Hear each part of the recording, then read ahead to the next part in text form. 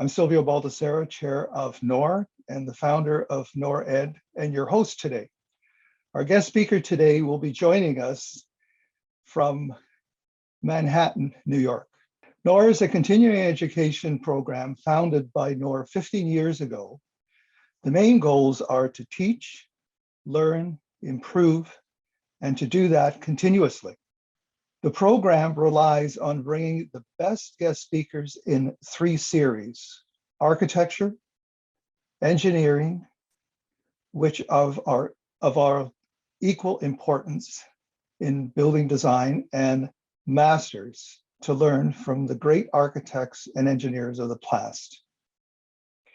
Each of the NORR series, starting in 2020, have been recorded with the great guest speakers' permission and are available on NORR YouTube for global access.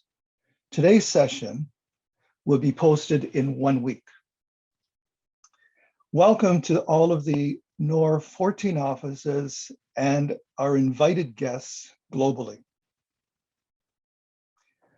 Welcome also to our invited students from the 10 schools of architecture in Canada, the USA, and the UK.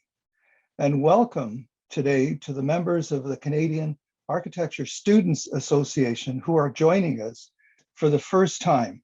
We're glad to be able to contribute to the program in the education community. Last week, I sent each of you a video link to Louis Kahn's live lecture in 1972, 2 years before he passed away. Like this image, not great quality film, but to see, to hear Louis Kahn for me was truly inspirational. In the film about inspiration and design, Kahn says education is always on trial and can never capture the real meaning of learning. The will to learn is the greatest inspiration. In 1972, Louis Kahn had already made his own impact. His influences are witnessed today through architects practicing 50 years later in 2022. The evidence is clear through the architects that worked in his office and understood that will to learn. Architects like Renzo Piano, Richard Rogers, Norman Foster, Robert Venturi, Jack Diamond, Moshe Safdie, and Charles Dowett. This is Louis Kahn's notebook. On it, you can see Silence and Light at the top, the violin at the bottom, reference to the book. On 2 pages, these are Kahn's words we know and have deep meaning and application in the architectural philosophy of Louis Kahn that we'll hear more about in the lecture today. Notebooks are something that architects of today have traded for notes in their iPhones. Not the same thing for the future of architecture. Also, my lawyer friend tells me not admissible in court as evidence. If you're not keeping a notebook, get one. You'll be glad you did. And date the pages. John Lobell, architect, historian, professor, lecturer, writer, publicist, and educator. John has a master's in architecture in 1966 at the University of Pennsylvania and a Bachelor of Architecture 1963 from the University of Pennsylvania. He has been a professor at Pratt Institute School of Architecture since 1969 and a full-time professor there since 1980. He has been a visiting instructor at Hunter College and School of Visual Arts. John has authored 7 books, and in particular, Louis Kahn, Architecture as Philosophy, 2020, and Between Silence and Light, Spirit in the Architecture of Louis Kahn, 1979. Since 1969, he has given over 150 lectures and 200,000 views. NORR is proud to welcome today's guest speaker, Professor John Lobell, to give this presentation on Spirit in the Architecture of Louis Kahn. The University of Pennsylvania, and a Bachelor of Architecture 1963 from the University of Pennsylvania. He has been a professor at Pratt Institute School of Architecture since 1969 and a full-time professor there since 1980. He has been a visiting instructor at Hunter College and School of Visual Arts. John has authored 7 books, and in particular, Louis Kahn, Architecture as Philosophy, 2020, and Between Silence and Light, Spirit in the Architecture of Louis Kahn, 1979. Since 1969, he has given over 150 lectures and 200,000 views. NORR is proud to welcome today's guest speaker, Professor John Lobell, to give this presentation on Spirit in the Architecture of Louis Kahn.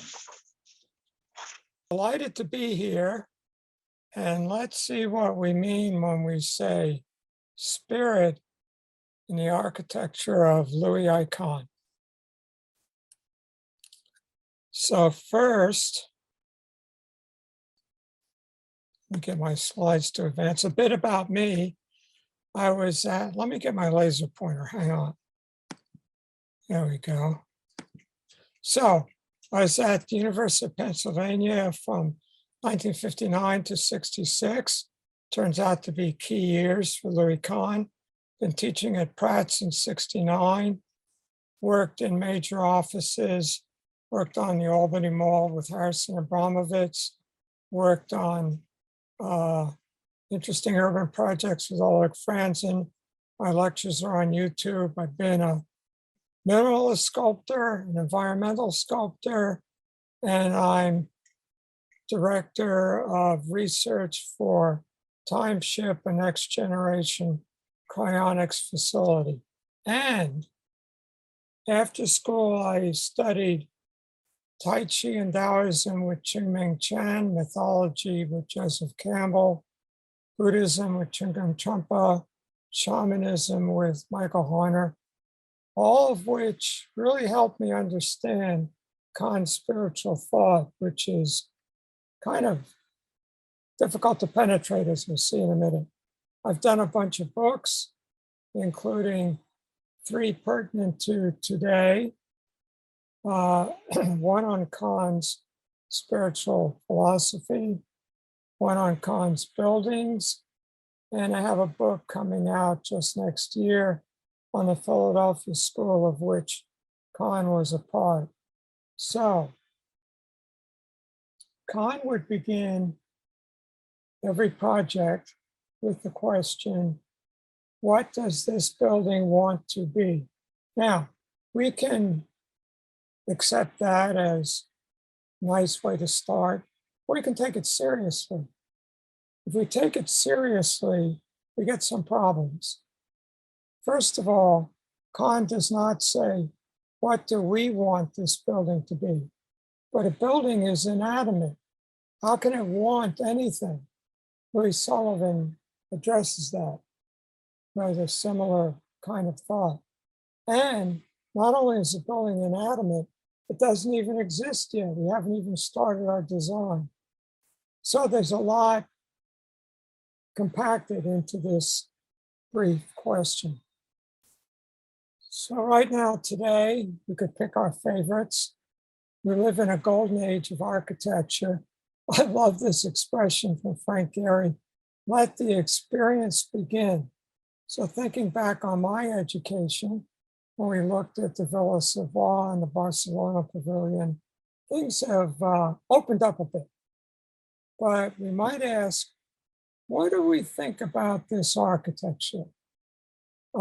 It's spectacular, it's wonderful, we enjoy it, but is there some greater depth that we might also look for? And I studied at the University of Pennsylvania during a time that it became known as the Philadelphia School, created, envisioned, and then created by Dean G. Holmes Perkins. Let's see what Perkins put together. The Philadelphia School, now Perkins was not only the dean, he was the chairman of the City Planning Commission. And so the Philadelphia School was a unique convergence, a synergy of city, profession, and education, with broad philosophical concerns, looking at culture, seeing history as a continuum, and kind of background buildings, very interested in the urban context, the background architecture, the plan as generator of meaning. I remember when I got to New York, I was working in an office with a Cooper Union graduate. He saw architecture much more in section. We saw it more in plan, structure as ordering, and a preference for concrete over steel. I go to a major conference in June. I get down to Philadelphia maybe twice a year for various reasons. And got to look closely at Chergola's parking garage. These things are starting to maybe deteriorate a little bit. Concrete doesn't always last indefinitely. Perkins put together an incredible faculty. His first appointment was Louis Mumford, major cultural historian. His book, The City and History, came out right in 1961 in the middle of the period under discussion. He states, man has to become clock before he invents clock, sort of predictive of Marshall McLuhan. Ed Bacon was on the faculty. He was redoing the city of Philadelphia. This is the 1920s Benjamin Franklin Parkway, but everything else on here is a Bacon project. And he went deep into history. Here's Paris in his book, Design of History, as a source for city planners. Ian McCard, insisting on a broad ecological background. Here from his book, Design of Cities is the process whereby sand dunes are built, nature as process. I had the good fortune of seeing Kahn's medical towers going up outside my dorm when I was first got to Penn. So structures and materials classes would tour the building under construction. Chergola did his parking garage there. Chergola did a beautiful book, Louis Kahn Architect, which you can find. I actually now have 3 copies. I keep buying them when they pop up. But really sophisticated philosophical investigation into Kahn. And perhaps Chergola was Kahn's closest associate. And here we see the strong structural influence on his parking garage near the Penn campus. Robert Geddes, later to become dean at Princeton, was there with deep social concerns. Here's his dormitory complex at the University of Delaware with a very hierarchical topological generator of the plan, very kind of reminiscent of Aldo van Eyck's orphanage that we were all looking at that time. Robert Venturi, the black sheep, as he liked to call himself, of the Penn faculty here in his mother's house, looking back at the shingle style. So rerouting his architecture in American modernism as opposed to European modernism. And here, his book coming out just around the time under discussion, Complexity and Contradiction in Architecture. And Bob and Denise Scott Brown were later to marry. Denise was looking at popular culture. So whereas Venturi, when he refers to pop art, was talking about Jasper Johns, Denise was talking about Ed Ruscha's photographs of Los Angeles apartment buildings, swimming pools, and parking lots. And here she is on their joint project, looking at Las Vegas, resulting in the book, Learning from Las Vegas. Herbert Gans was on the faculty at Penn, and he didn't just write about Levittown, he moved in so that he would really be able to understand it. And we had some serious structural thinking going on.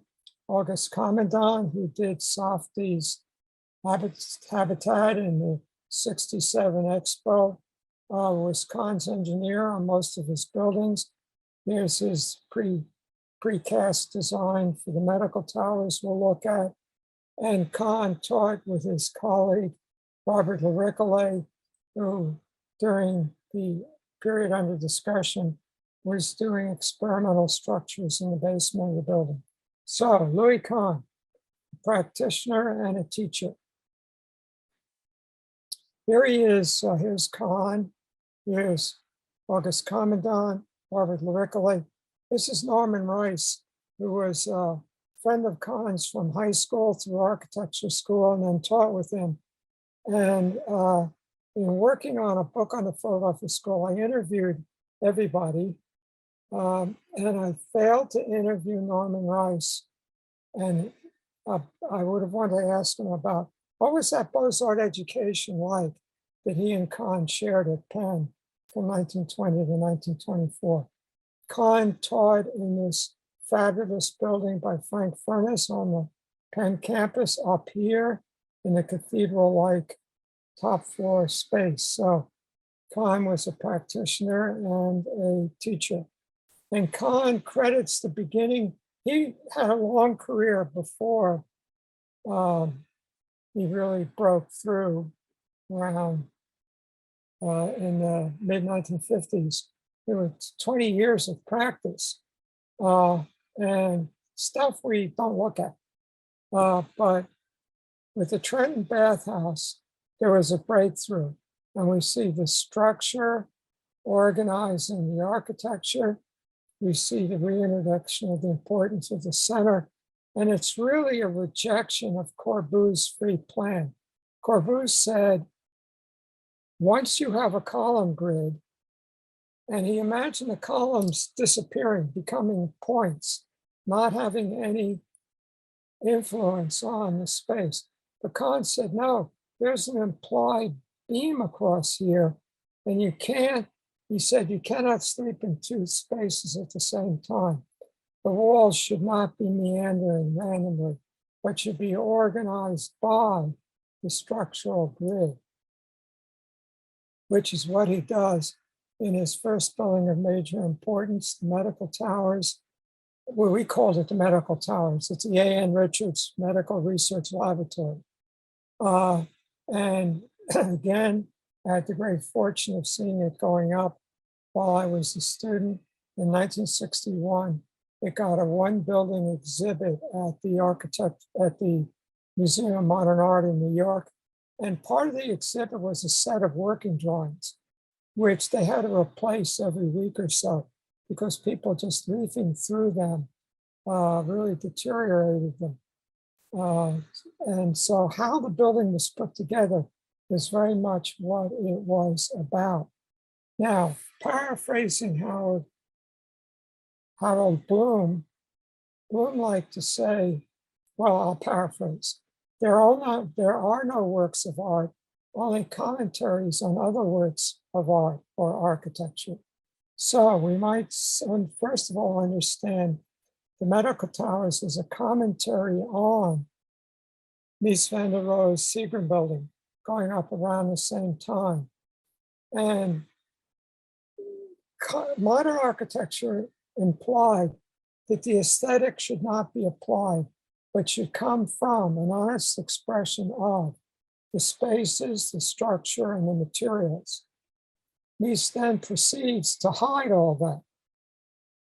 So Kahn said, it's like a beautiful woman in a corset. So there's shear walls, air ducts, electrical, elevators. You don't see any of it. And he even hides the columns behind the facade. You can just see them. So all that is articulated in Kahn's medical towers, not arbitrarily. So here's this plan. 3 pavilions on a typical floor. This looks like the other two. This is the entrance floor around the service core. So Kahn says we start with the lab space. That should be open and flexible so we can arrange our lab tables. And we don't want any structure in there. And then he said the scientists, there's two parts to science: measurement and then development of the theory, which is a cultural act. The scientist wants to go to the light and think about those and work in their notebook and think about the results of their observations. So we don't want any columns in the corners. We want to be open to the view. So our columns fall on the third points where they'll not be in the center and not be obscuring the corner. From there, we then span across and we span and cantilever at the edges. We then need access, a second means of egress, connection to neighboring buildings, exhaust air. And we don't want to put that in the middle in a core because we want that open and flexible. We don't want it in the corners. That's our view. So they logically fall in these third points. We then have three of these. And they need toilets, elevators, storerooms, the main intake for the AC, and that's here. So what might have seemed like an arbitrary, let's put bumps on the building. And I don't want to pick on anybody, but there's a certain atmospheric laboratory which has bumps all over it, inspired by the medical towers, but they're just bumps in the plan that they don't organically grow out of how the building is put together and functioning. So very exciting construction. Now the towers, these guys are poured in place, as is this. The pavilions are precast. So this is precast, pre-stress, post-tension. Each column comes in a floor at a time. And then the edge beams are put on, which get thinner because they're cantilevering. And then we have these monster Varandales, and here. These little X's provide additional support, these little tic-tac-toes. And Kahn later realized they were a mistake, and the subsequent wing of the building, he leaves them out. There's too much clutter. And the floor slab has no problem making this span. Now, we've got these girders. Fine, they're precast in one piece, reinforced. These girders are in three parts, can't work. They're just going to collapse. They're not continuous. Well, the only thing that has to be continuous is the steel reinforcing. The concrete can abut in compression.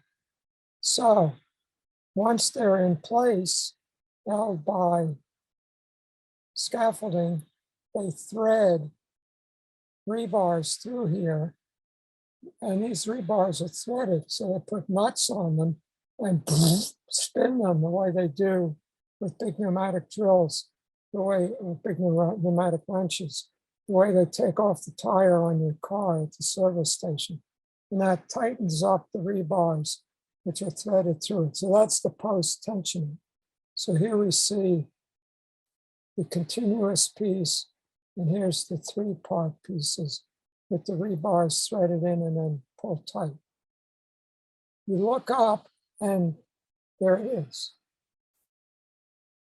Now, in a laboratory, the mechanical is half the square footage, half the cubic footage, and half the budget. Rather than hide it, Kahn expresses it. Here it is in these towers, their exhaust. These towers that have the fins are the stairs, ones without the fins or exhaust. Maybe they're too close in appearance. Intake comes in here to what he calls nostrils, goes up, huge air handling equipment in the top floor here, comes down into a given lab space where it gets contaminated, and then exhausted high up out here. So the building's a great breathing machine and a diagram of itself. Every time you enter the building, the whole story I just told you is told to you. You look up, here is the continuous girders, there are the three-part girders, there are the columns in single floor pieces, and we just can't see it, but right here is the tower with the air intake. And Kahn says, the building is the story of the making of the building. The man is the story of the making of the man. Now,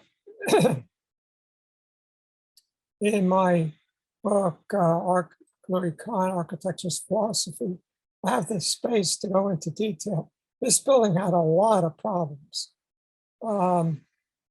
and which I won't go into briefly on the next one, but it eventually, after age over 50 years old, was not usable as a laboratory anymore. And it got converted to what they call a dry lab, which means an office building. And all the mechanical up here was replaced by these. Well, the mechanical was all threaded through the ceiling, exposed. That was Kahn's idea. The scientists hated it because dust from them would come down into their experiments. But now as an office space, it's beloved. There's a waiting list to get in. Now, shortly after he did that building, Jonas Salk saw him lectured and said, I want that building for my new research center. So Jonas Salk had developed the polio vaccine, was famous enough that he could do the fundraising to build his own research center, which to this day is rated one of the #1 research centers in the world. Kahn said, you're not going to get the medical towers, you got to get your own building. And what he ended up doing is 2 wings. Well, like I said, the scientists went to the window in the medical towers. Didn't work. Their lab desks just spread. There was no separate space. Scientists was eating their sandwich next to the experiments. So here, the scientists' offices are separate pavilions. The mechanical space, which could rain dust down into the experiments in the medical towers, is now its own floor. So there's mechanical, so lab space, mechanical space, lab space, mechanical space. The ceiling of the lab is the floor of the mechanical space. The mechanical staff can walk around in here and update the piping, which was just done. The building's been totally renovated. Mostly the mechanical is updated, because the building's fine. So here is lab space, mechanical space, lab space, mechanical space for scientists' offices. You got to be lucky to get one of these studies. Now, Kahn talks about form and design. Form is the underlying organizational principle. Design is the actual physical construction of the building. Kahn starts with the form, which is an underlying idea. He then interacts that with the program and the site, and then works the two together to come up with the final building. The medical towers and Salk share the same form. Shared space, shared service space, mechanical. Well, let's go here. The lab space, the scientist, mechanical, shared space, same form, different designs.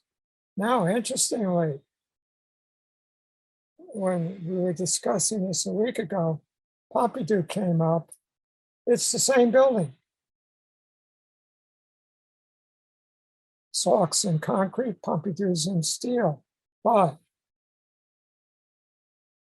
flexible space, deep truss for threading through the mechanical. Open space, deep Varandale for threading through the mechanical. Then cantilever with the circulation, cantilever with the circulation, and then mechanical hanging off the back, mechanical hanging off the back. So same form, two different designs. Now, I described some of my influences, and one of them was Joseph Campbell. In Hero with 1,000 Faces, his major book, he talks about archetypes and manifestations. So, an archetype. I am resurrecting God, born of a virgin, associated with a cross. Quetzalcoatl for the Aztecs, Tammuz for the Mesopotamians, Adonis for the Greeks, Christ for the Christians. That's the manifestations. So this idea of archetype and manifestation, which we associate with Joseph Campbell and also Carl Jung, is Kahn's form and design. So Kahn says of science, speaking of the measurable and the unmeasurable, where is the poet and where is the scientist? The poet is one who starts from the seat of the unmeasurable and travels toward the measurable, but who keeps the force of the unmeasurable within him at all times. So the poet deals with the unmeasurable. Get to that in a minute. The scientist deals with the measurable. He has unmeasurable qualities as a man, should say to a person, but he holds his line and does not travel with the unmeasurable because he's interested in knowing. So here is the measurable and the unmeasurable in Kahn's building. So a couple of other Kahn's buildings before we get to the philosophy. Kimball Art Museum, beautiful gem of a building. Kahn's widow, Esther Kahn, would say, when I go to Kimball, I think it's his best building. Then when I go to Salk, I think that's his best building. So maybe it's a toss-up. But these beautiful barrel shells, avoiding saying vault, because it's structurally not a vault, because of these slits down the middle, like, and they're cycloids, which you get when you rotate a wheel with a little light on it, it'll trace that pattern. And it's low, unlike a semicircle, and it turns downward to bring the force down. These are worked out by Commandant, perhaps stimulated by Anger's Surface Structures, a little book circulating at the time. And then light comes in these center slits and is reflected by this reflector distributed over the country. Now, what kind of curve would reflect this light uniformly? Kahn had the curve going this way, but his lighting engineer worked it out in a computer. And it turns out it's very counterintuitive. And here are the reflectors. They're perforated, so some of the light comes through. When they did the first vault, or cycloid, took the formwork off, this is exposed concrete, otherwise known as sidewalks. And Mrs. Kimball was there. They took the foam off and said, "Oh my God, we got an ugly building." You then put in these trim at the edges and the reflectors. It washes it, the concrete glows, and it's just right. And then here Kahn shows us the materials, the exposed poured-in-place concrete structure, the lead coating on the roof, and the travertine covered block infill walls. Yale Center for British Art. And I'm going to describe silence in a moment as the realm of potential, the unmeasurable, but he also has a meaning for it in a building. Here is the entrance court right here, but then here's the main court through here. And here, in silence, he means a space which has no initial function, but which draws out a function later. And just the way this reminds us of a Roman villa, this reminds us of an English manor house with the great timbers, now concrete. And then Exeter with its great interior space. When you climb through the baths at Herculaneum or stand in the Pantheon, you're reminded of this space. And just, again, there's an unlimited detail we can go in here, but just to say something, in the medical towers, these towers are poured-in-place concrete, then veneered in brick. Kahn was very embarrassed and upset at having done that. So that's not the way to treat brick. Brick's built wrong. They shouldn't be used as paint to just cover a structure. Here, these are actual masonry piers. They're not the brick, it's brick, block, brick, structural piers. Not only are these structural, but in here, this is brick structure. And this span is a brick flat arch. The way this is a brick flat arch. There's no metal lintel holding these bricks. These bricks are jack arch wedged in. There actually is a slight curve to them. That curve comes from these, and it's greater in each one.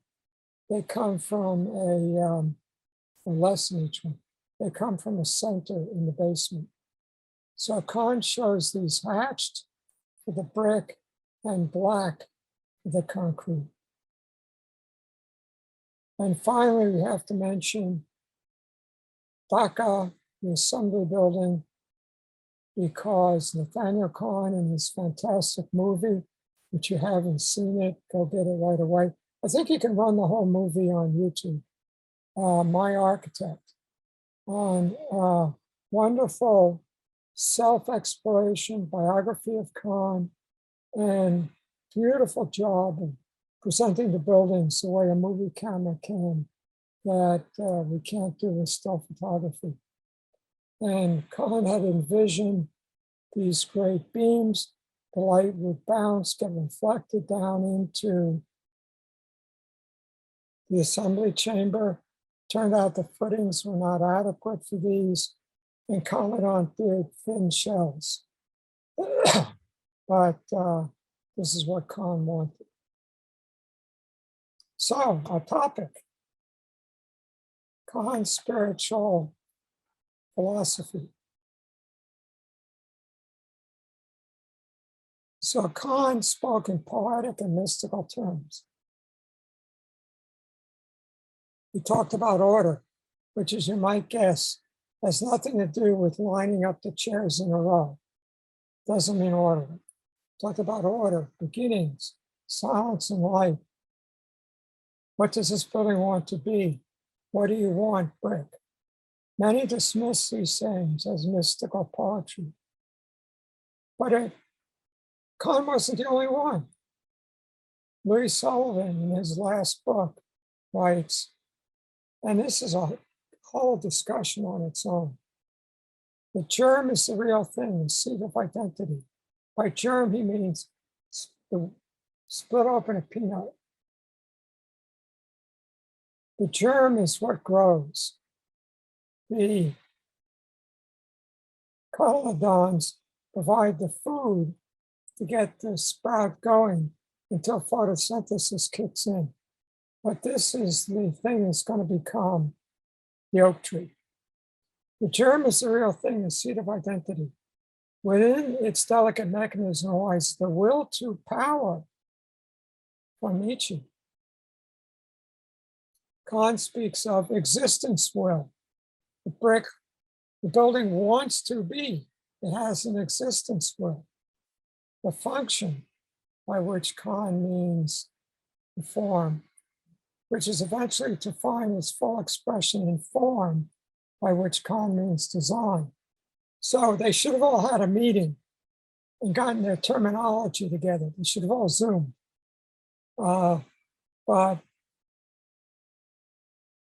Sullivan says, the office building wants to be a proud and soaring thing. He's thinking in exactly the same terms Kahn is. And Frank Lloyd Wright says, what would be the honor of the brick? That in the brick which makes the brick a brick. The honor is the existence will, which gathers to it hardness, squareness, redness. Prior to its being a brick, it has this existence will. And Mies says, architecture is the real battleground of the spirit. Architecture depends on its time. It is a crystallization of its time's inner structure, the slow unfolding of its form. So there's an existing spirit that pulls, it crystallizes and becomes architecture. Now, thinking about architecture as philosophy, are we architects philosophies? Well, academic philosophy, you read sitting in a chair. Romaldo Gergala, Kahn's colleague, liked to say, people are born in, live their lives in, die in our buildings. We are born in, we live in, we die in buildings. We work in, house our culture in, are entertained in buildings. We learn in, do research in, manage our corporations in buildings. We experience buildings, we exist in buildings. Now, Kahn was educated in the Beaux-Arts tradition under the great Beaux-Arts master, Paul Philippe Cray, and worked for Cray. We might say, define monumentality as the celebration and form of a past that we value and is still living in us. So a monumental building like John Russell Pope's National Gallery in Washington, D.C. evokes the Pantheon. It is saying, we are descendants of Rome. We house in our breast Roman values. They live in us today. We still value them. Modernism rejected that. It sought to make a new human being and a new society. When you read those manifestos in Conrad's little book, they are pretty strong stuff. They rejected the past because they envisioned a universal materialist culture rooted in science and engineering, not tradition. Therefore, a rejection of monumentality. Where did Kahn stand? Neither. He abandoned monumentality. Kahn rejected imitating the past, but he also rejected modernism as materialist and inadequate. He pursued a third way, order.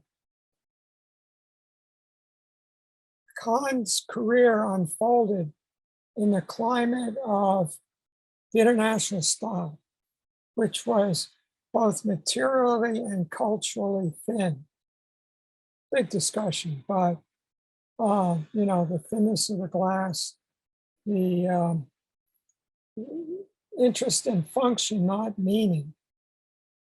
Kahn felt that what was lacking in the modern architecture of his day was not a failure to be rooted in the past, but a failure to be rooted in its own nature.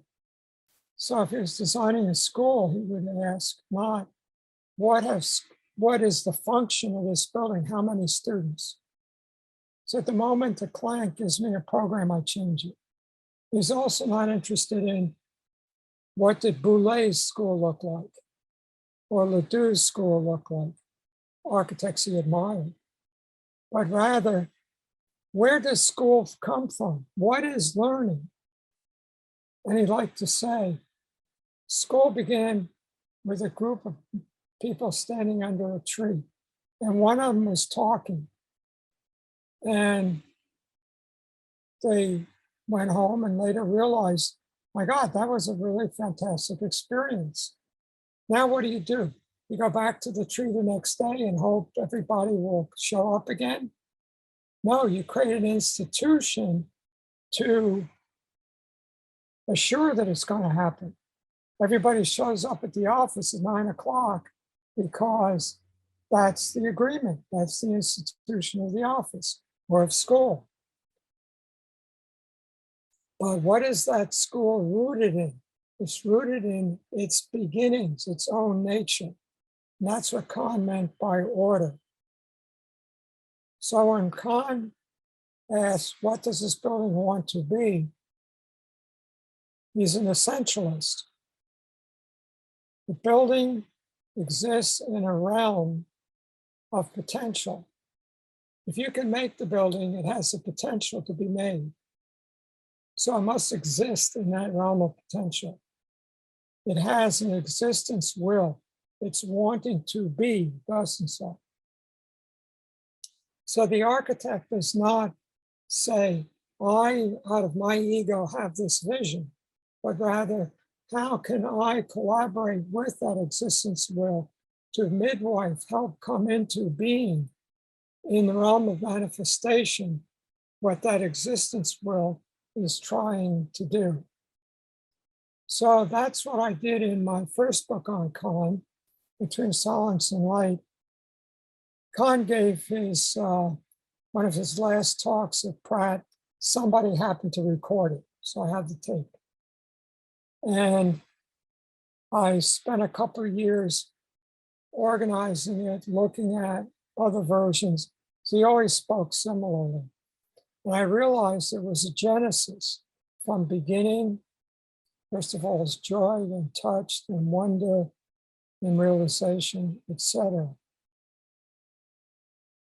And when he begins in my editing, I felt, first of all, joyous. I felt that which joy is made of, and I realized that joy itself must have been the impelling force. Now, packed into these mystical phrasings are whole philosophies. In the biblical tradition, spirit comes from without. God creates Adam out of clay, it's dead.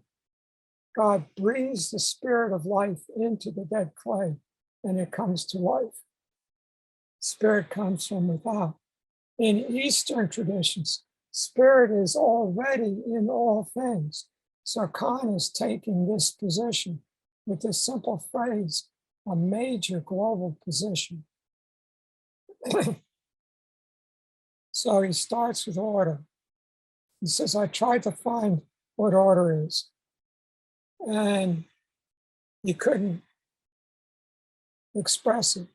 You can't. What is God? You can't. God is beyond concept. you can't express it. The Tao Te Ching begins with the phrase, the Tao that can be told is not the eternal Tao. The Tao, I'll say what it is, you're not supposed to. You can't. But the Tao is the way of all things. So you can only be described by poetic metaphor, not directly. So Kahn says, I finally just said, order is. But then he goes on to use the metaphor of silence and light. Silence, immeasurable, desire to be. That's the realm of potential. Desire to express a source of new need meets light, immeasurable. That's the world of manifestation, giver of all presence. At a threshold, which is inspiration, a sanctuary of art. Art is the vehicle for bringing from the realm of potential to the realm of manifestation. And then he says of light, brilliant statement, because now two meanings to light. One is the measurable, the realm of manifestation. The other is that which comes from the sun. Kahn observes that when the light hits the wall is where the light stops. In the drawing, the black line is where the light is not. The black line becomes the wall. He said, I said that all material in nature, the mountains and the streams and the air and we are made of light which has been spent. And this coupled mass called material casts a shadow, and the shadow belongs to light. So you think of the way light paints his architecture. I should have put here, exit, it comes in to that space and exited, reminding us of how the light coming through the oculus in the Pantheon paints this big circle that moves around the dome. And now we have to get to material. The light condenses and becomes material. You say to brick, what do you want, brick? Brick says to you, like an arch. If you say to brick, arches are expensive, I can use a concrete lintel over an opening. What do you think of that brick? Brick says, I like an arch. Yes, earthquake forces in a metabed, so circular arches, because the forces can come from all directions. So, Kahn says, a work is made in the urging sounds of industry. And when the dust settles, the pyramid, echoing silence, gives the sun its shadow. Questions?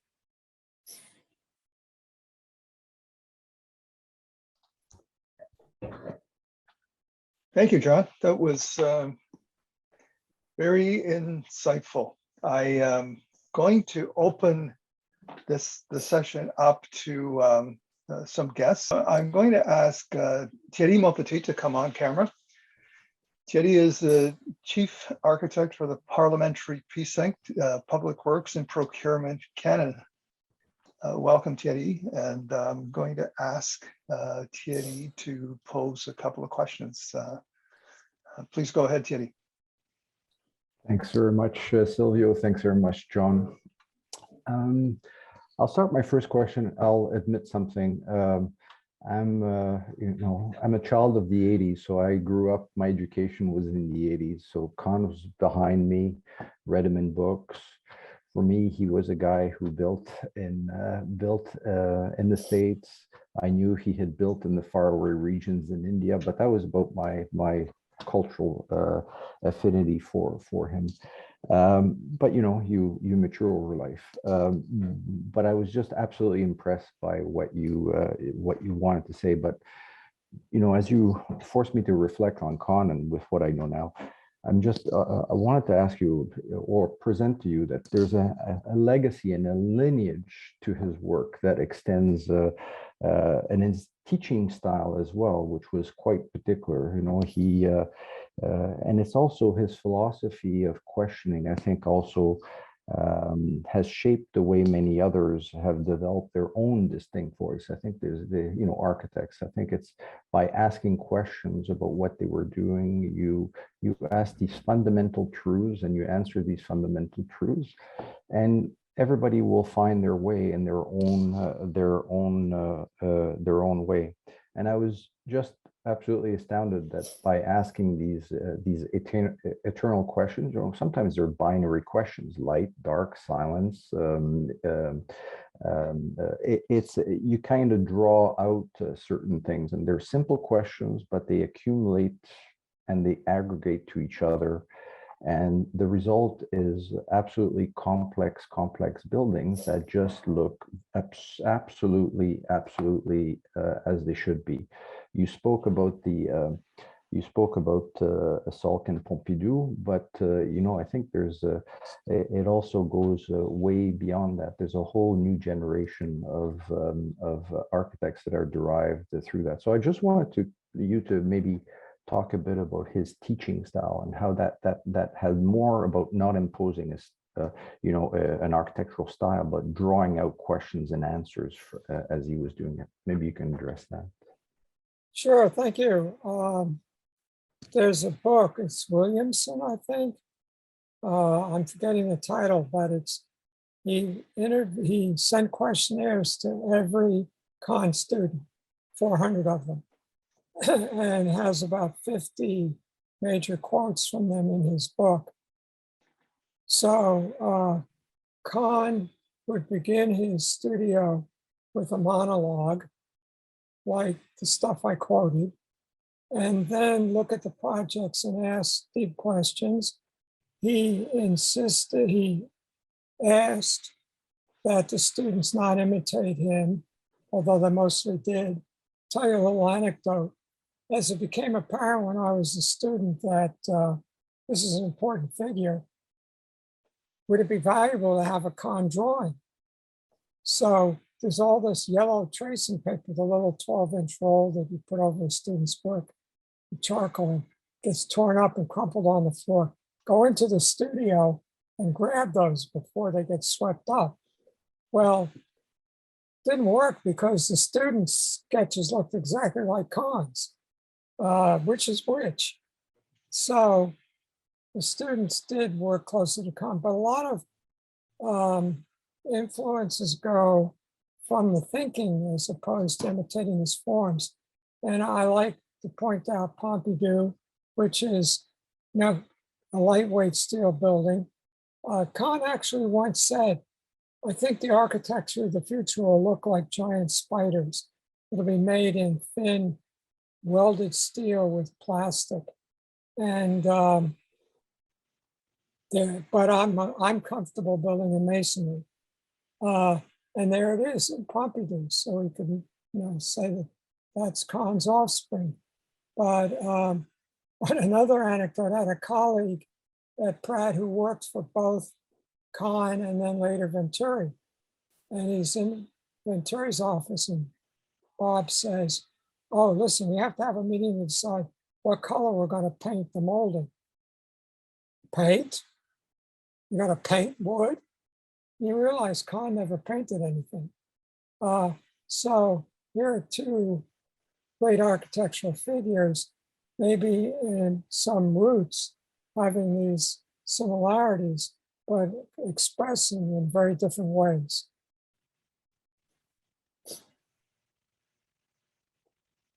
I'm on mute, sorry. Yeah, I think you're talking really about authenticity at the end of the day. That's really what we're talking about. Yeah. Just another question. When I hear these quotes about his teachings, I can't help but, and this is far out, I can't help of hearing another great film that I saw. It's Dr. Strangelove. Some of those questions, those quotes about purity of essence and bodily fluids. Anyways, it's not a question. It's just that mystical aspect. Well, let me interject. Let me interject that essentialism, the notion that there's an essential nature too. We architects like to say steel wants to be thin and attenuated. concrete wants to be massive and squat. But this essentialist thinking is very looked down on in philosophical circles today.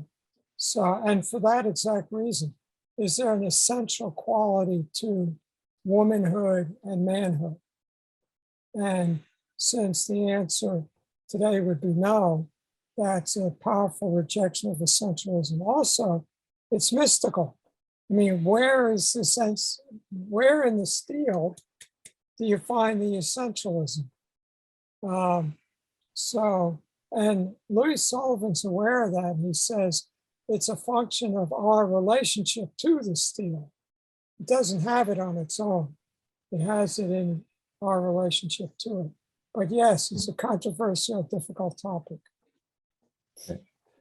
That wasn't my second question, but my second question, sorry, is really, again, it shows us, I'm impressed that, you know, at bottom line, at the end of the day, that continuum of time that was really essential to Kahn. The Roman influence, the influence of Boulay and Ledoux on his work, on some of his work. And then obviously Kahn with a Beaux-Arts kind of approach has the Beaux-Arts thinking, brings it to America. And then, if I understand correctly, Silence and Light was actually presented and was seminal at when he was presenting in Switzerland, actually, at ETH Polytechnic in Zurich. And I had the privilege of living in Switzerland for 4 years. Arguably the best architectural culture, one of the countries with the best architectural culture. And you see that for the students online here, these are not the first generation of people that were taught for Kahn. It was taught to students who have adopted, students that are now contemporary. And you can see it that rational Swiss architecture that we all learn to love is because these teachings are eternal. And you know, you look at a plan, and it's quite extraordinary how that continuum just continues. And it's so I don't know if there's a question there, but maybe a commentary. The Beaux-Arts was very strongly rejected by modernism, as was history. Famously, Gropius locked up the history books in his office. Nobody was to have access to them. And then in 1976, the Museum of Modern Art did an exhibit, The Architecture of the École des Beaux-Arts. And they had those incredible renderings that the students did. Somehow they've been preserved. And so there's a huge exhibit of this material, beautiful book. And panels, discussions. I wrote 2 major articles on the exhibit. And then we asked, what was the influence of the Beaux-Arts on us to this day? Certainly all the Philadelphia School figures, Dean Perkins, Ed Bacon, Louis Kahn, Robert Venturi, they all studied in Beaux-Arts traditions. But in terms of the actual forms, I think Kahn skips the Beaux-Arts and goes right back to Rome, to the Piranesi print, which is in back of me, which hung in his office. And if you go up there, you can visit the medical towers, there's Salk, it's all there. And also those great forms. Like I say, climbing to the baths of Herculaneum, you're in Exeter. Thank you very much, John. Thank you, Thierry, for those fine questions. John, maybe we can all have a copy of what's behind you at some point in time. That's a beautiful. Listen, you can find it on Google Image in 4000 DPI resolution, so you can zoom in as much as you want. Perfect. It's a great image. I'd like to call on Carol Kleinfeld. Carol, if you can turn on your video, please. Carol is the co-founder of Kleinfeld Mahovlich Architects in Toronto, and she's a fellow of the REIC. Carol. That was a fantastic presentation you gave us. Thank you very much. I don't know what to do with myself the rest of the day, having heard all of that. I do have a couple of questions. I'm having difficulty reconciling the spiritual with the non-referential that's presented in Kahn's work, and that seems to have been presented today as well. We spoke last week about the current architectural student and how they learn and where they're getting their information from, and and it would seem that the communications method is public media. Do you consider Kahn's philosophy, in light of that teaching area, to be non-referential at the time of his assertions of the modern techniques and the tectonics of his architecture? Could you define non-referential? I think that non-referential for me would be that in today's world, we don't have a common background.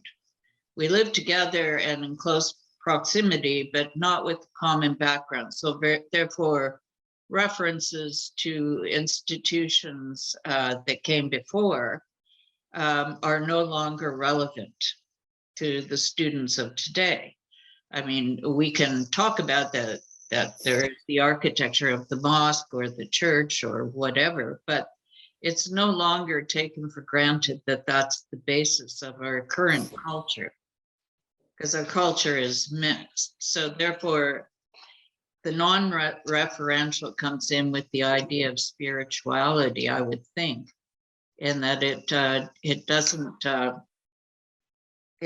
insist that the building refer to something. It doesn't insist that the building be a church. Okay, you raise a very important point, which is the state of our culture today. Is it in process of disintegrating? What are our values? Are there sufficient common values to, something interesting happened. Modern architecture turned against monumentality because it was a celebration of the past. We wanted to get away from it. And then we found ourselves in the middle of World War II. And Siegfried Giedion, Jose Luis Sert, half a dozen other modern architectural figures got together and said, well, why are we fighting in World War II? Well, for material survival, but for values.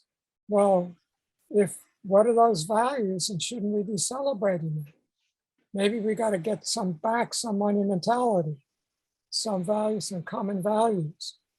And I think that what Kahn said was, thinking in Jungian terms, that despite our different apparent differences, we have certain common roots in our human experience. And that's what he means by order, and that's what he's looking for. So that if he says school begins with a group of people sitting around a tree, that's not an English school, a German school, American suburban school. It's, what do we mean by learning? And that's a discussion we have to have before we can make the school. Now, another Philadelphia school figures, Bob Venturi and Denise Scott Brown, look at popular culture.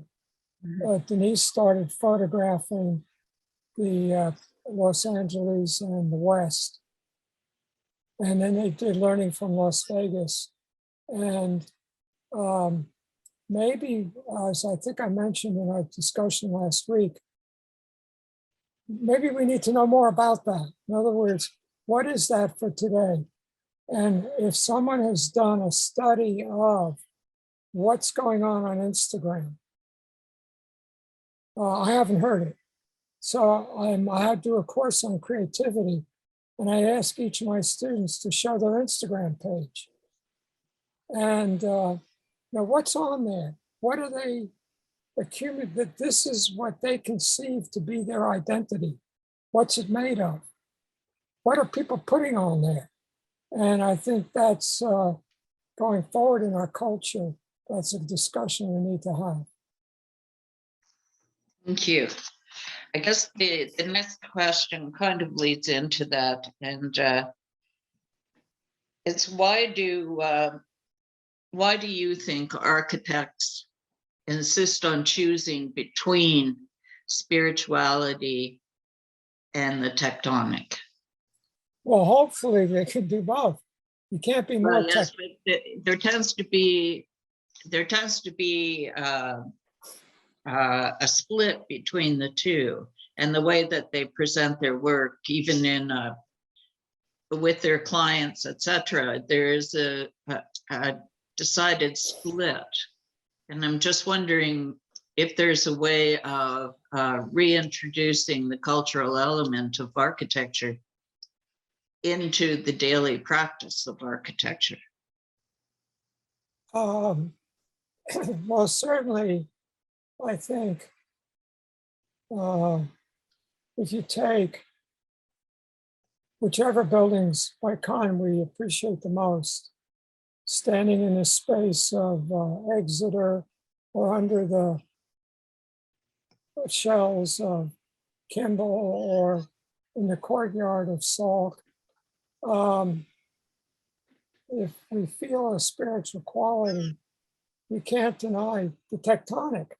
I mean, the geometry is there, the materials are there. You can't get more materialistic than Kahn's monster Varandales flying all around the place. The beams crossing over Exeter are 19 feet deep, 19 feet deep beams. So that's pretty tectonic. Now, then I think we go and look at our favorite architects.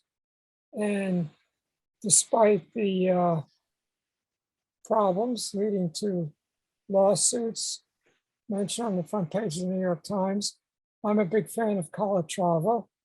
And certainly those buildings are structurally derived. He's following the flow of the forces. And they have a beautiful quality. So if the tiles would just stay stuck on, I think that's a good example of both.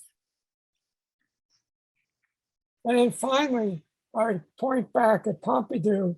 One of the reasons it had to be keeps having to be shut down for total renovations is they have literally 10 times as much traffic as they had predicted when they designed it. So the building just gets a lot of wear and tear. It's so incredibly popular. And whether or not we should equate that popularity with architectural success, we could discuss, but there are some incredible buildings. Yes, absolutely. Thank you very much, John. Thank you. Thank you. Thank you, Carol.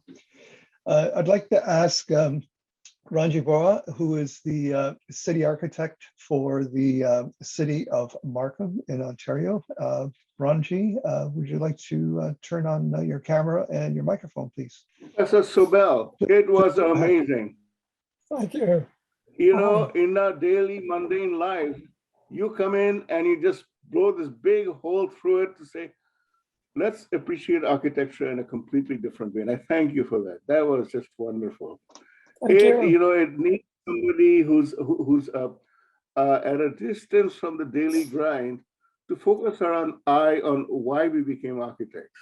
And I really thank you for that. My questions, Professor Lobell, are in two parts. One is about the relationship of Kahn's buildings to its surroundings, to its outside.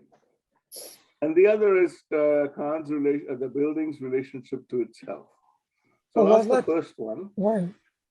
So let's the surroundings. What was sorry, I'm going to ask the question. This is just the introductory remark of what the questions are. One is about the relationship of his buildings to the city, and the other is the relationship of the building to itself. It's To a very what? sloppy phrase To, to itself, to to its itself. own self, to its parts, to its constituent parts. It's a very sloppy phrase. I'm sure you can put it more elegantly, but then I'm just a working architect, so. Anyway, so Okay, what I was going to say is, so an architect really responds to a client and to the purpose and building, to the design brief, and to the site. Now, Kahn studied in a city that was designed by William Penn, which has a very urban character with the grid and everything else. And New Penn across the river is really part of the same grid. And then he went to study classical buildings in Rome. All of these exhibit a form of urban typology, where there's a building and a relationship with the building to space and to another building. Kahn's buildings are much more of an object building model, where it sits aloof in its own space, surrounded by space and separated from other buildings by space. Is there anything we can learn about his buildings being not just self-referential, but somehow capturing the spirit of the place around him in which his building sits? okay. I think good and bad. So excellent is the medical towers at the University of Pennsylvania. If you were not an architect, you would walk down Hamilton Walk and not notice the building. Part of it is the bricks, which are required of all Penn buildings, but it really works with the existing site. One that I think less of is Exeter. There's this monster cube dropped into the middle of a 3-story Georgian campus. I think it doesn't fit at all. I have stayed away from Kahn's houses. A colleague of mine, Bill Whitaker, who managed the archive at the University of Pennsylvania that has all kinds of stuff, did a beautiful book on the houses. But I was on a tour once, a bus tour. We get to one of the houses, I don't even know which one, but it's 2 wooden cubes. And we get off the bus, we're standing around. It's a suburban neighborhood, these 2 giant wooden cubes. I said, does anybody notice that somebody dropped a packing crate in the middle of the neighborhood? Everybody tried to pretend that I was, they didn't hear me. So I think some of them don't work as well as others. You can't miss with Kimball because it's a park. There's the Falk Johnson Museum, Collins Museum, the extension to the Kimball, forgetting who did it. So it's huge space so that anything you want to do is going to work. And then finally, Yale British Studies, kind of a dull building, the stainless steel did not work as well as he thought it was going to, kind of a dull pewter. And maybe, indicative of an old industrial northeastern city. In that sense, maybe it does respond. And he put shops on the ground floor, which should happen more often. Otherwise, our buildings kill the street. So some better than others. He thought a lot about the city in the 1930s, but I think he really lost interest and flourished the best with buildings like Salk, where it's its own building, nothing around it. It can be itself. Now, what was your other question? Oh, how it relates to itself. I think that's pretty good. Sorry, Yeah. my internet is really patchy today, so I hope my question comes through.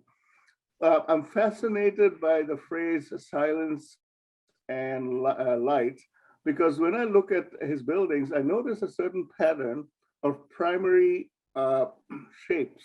The square, the circle, the triangle, all come through in multiple combinations. And I'm going to reference this to Bangladesh and its building in Dhaka, where he took the circle and put it inside a square and turned the square around so it becomes a diamond, basically. But this shape then expresses it not just in plan, but in elevation where it becomes a dome, typically. And that's very evocative of, he doesn't do a dome, but it's very evocative of Islamic architecture and other forms of religious architecture where you have St. Peter's, where there's a huge dome and it sits in a rectangle. So the notion of that being the space that comes through and light coming from above from the clear stories, the elements of religious and contemplative architecture that come to play. And in his building at Bangladesh, what he has done is created these spaces between these primary shapes, which could be the spaces in between or the interstitial spaces, which are then lit from unusual sources, mostly from above, much like Exeter. And these evoke, again, the kind of lighting you see in a cathedral. So there's this element of spirituality and contemplation that he brings to his buildings, and the space and light and silence and light happens not just inside, but outside at Salk, the space in between. So there's this incredibly powerful thing that he does in his buildings. I wonder if you could speak a bit more about it and help us understand it a bit better. Just an anecdote I was thinking of, I forgot to mention. You look at the plan of Dhaka and then those four circles into just a little bit off axis. That's a mosque. That's to point toward Mecca. So whenever you see, in Islamic architecture, like in Islamabad, there's the great square and then the mosque is somewhat off, has to point toward Mecca. So he's doing that. But what makes the success of the architecture, I think, is this unity of all the parts. It's like in a chess game, you don't want to have 3 out of 5 good reasons to make a move. You want to have every reason to make the move. Everything has to work together.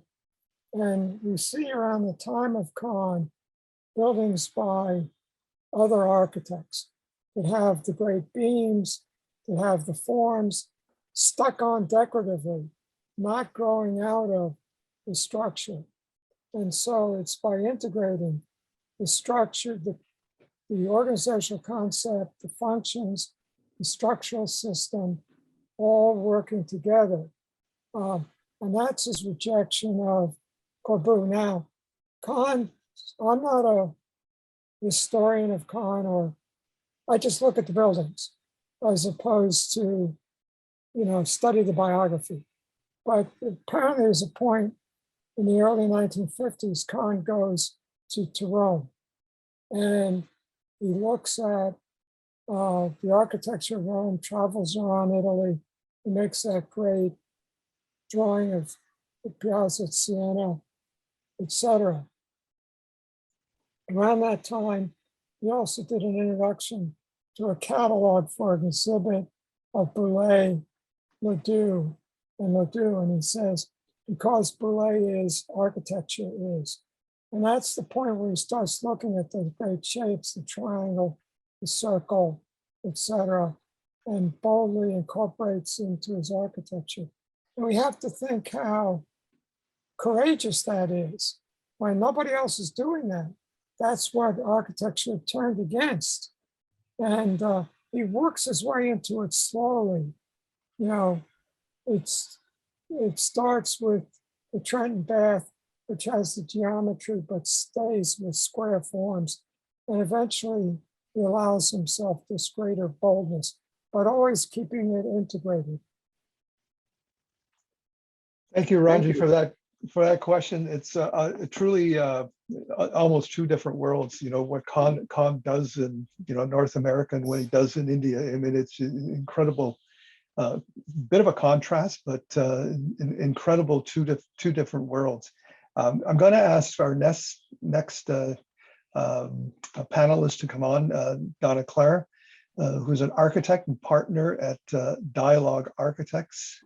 and fellow of the REIC. Donna, can you please come on and ask your questions? Thank you, Silvio. John, thank you for the presentation today. As an architect trained at the University of Toronto, I've long admired Kahn's work, and visiting his buildings almost feels like a religious experience. You can't help but be moved by his mastery of light and the ordered form giving that you took us through today. The gravity and the weight of his architecture is very powerful, but it can also be challenging and somewhat intimidating. I lived in Southern California for a few years and certainly got to visit the Salk Institute and experience it many times.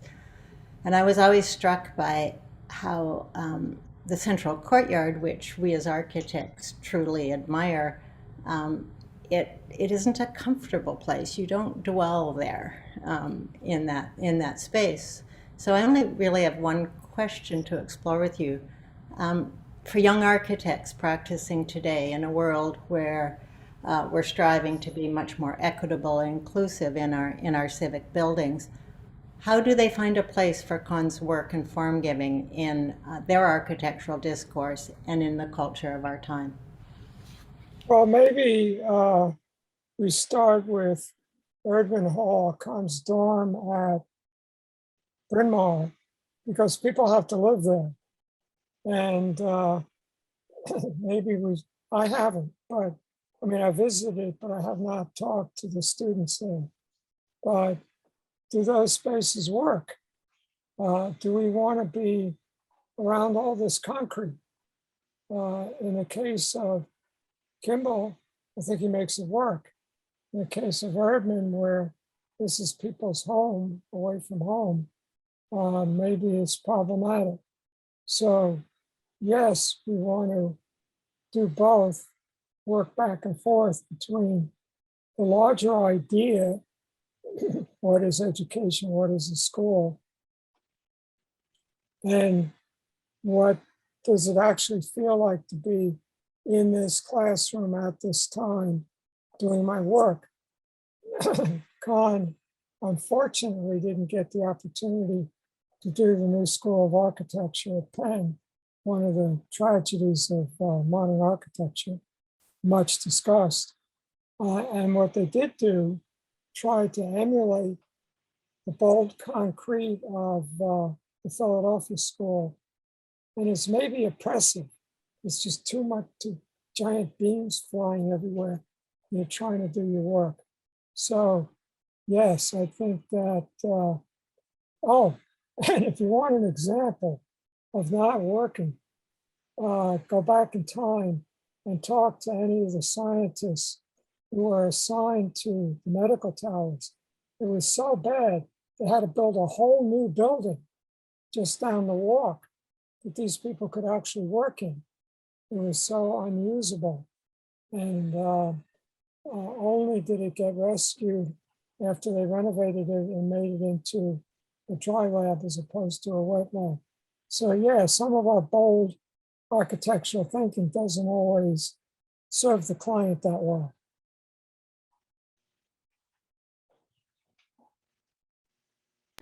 Does the architectural form giving that I mean, it's so ordered and it's very powerful, but it's also quite aggressive. I mean, you say that he rejected monumentalism, but I think a lot of people would actually use monumental to describe Kahn's work.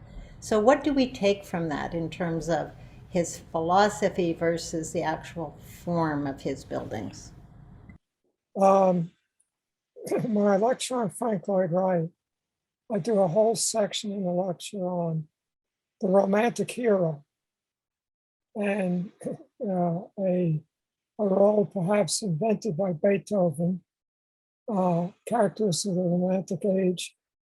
The romantic hero is one who overcomes great personal tragedy, strides across the landscape, and brings new forms to the culture.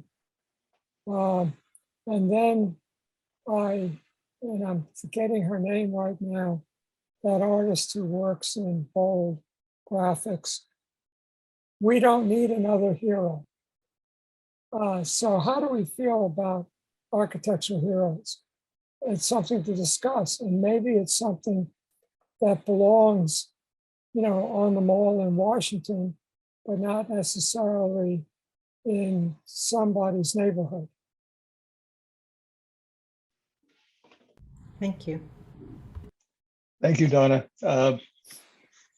Your point on heroes is an interesting one. That's certainly a long list of heroes that actually worked in Kahn's office that I mentioned at the beginning, and you've mentioned a number of those heroes that are with us today, and working in the industry today, have done great buildings today. I want to give the audience a chance to ask their questions. And John, I wonder if you can talk a little bit. Obviously, your first book on Kahn was a few years ago, and your current book is in 2020. Wonder if you talk a little bit about your thoughts on Kahn's philosophy and things that have changed in your sort of mind about changes in your mind about Kahn, his philosophy, and his work between 1979 and all of the years that you've been lecturing and talking about Kahn, and what brought you to the book in 2020. And I understand that the books are different, they're concentrating on different things, but I mean, for someone who has, I like Donna and Carol, who are on the panel. I also went to University of Toronto and studied Kahn way back in the 70s. But for somebody like you who has really looked at Kahn and his works for that many years, what has changed in your mind about his work, or has anything changed? Well, let's see. Very much while Kahn was alive, I think he was very much another architect. He was not really singled out as as important as Corbu or Mies, for example. When he died, he did get a major obit in the New York Times, but I was unable to publish an article about him in art magazines that I wrote for regularly. He wasn't important enough. And interestingly, my first book grew out of my spiritual studies. I was studying Taoism and mythology with those figures I mentioned earlier. And it was published by a Buddhist publisher, Shambhala. Now, they've been terrific. They've kept the book in print for 40 years. So that doesn't happen very often, with a lot of books. The Jurgala book, which is you have in back of you, which is a major book, long out of print and hard to come by. So I've been very fortunate that way. Now, what happened was, very shortly after doing my first book, I intended to do another book focused on the buildings. And I couldn't find an illustrator to work with. Didn't know how to get it produced. Finally, I had a sabbatical. I said, I don't know if I'll ever get it published, I'll just write it. And so I wrote it for my own satisfaction. I was lucky that Monticelli Press was interested, but I find my younger colleagues are not that interested in Kahn, and it's part of the anti-heroic diversity, equity, and inclusion culture of our day, that they're much more interested in,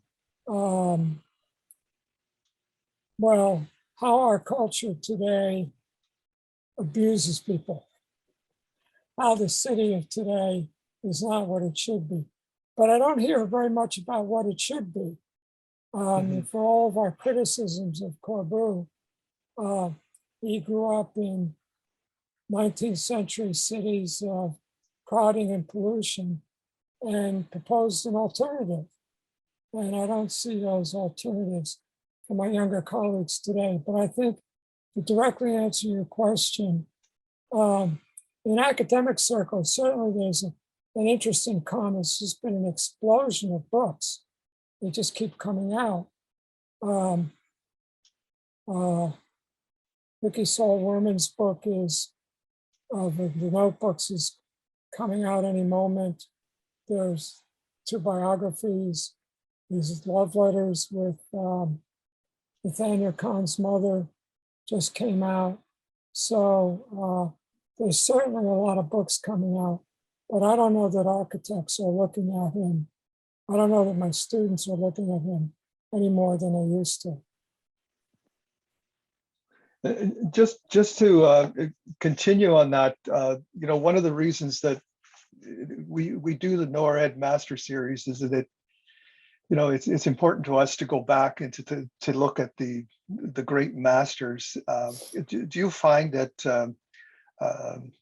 certainly at the school that you're at, and obviously the hundreds of schools that are in the US and in Canada, that the masters are given the right sort of attention that they should be, or are they just there for the students that are interested to actually look at them?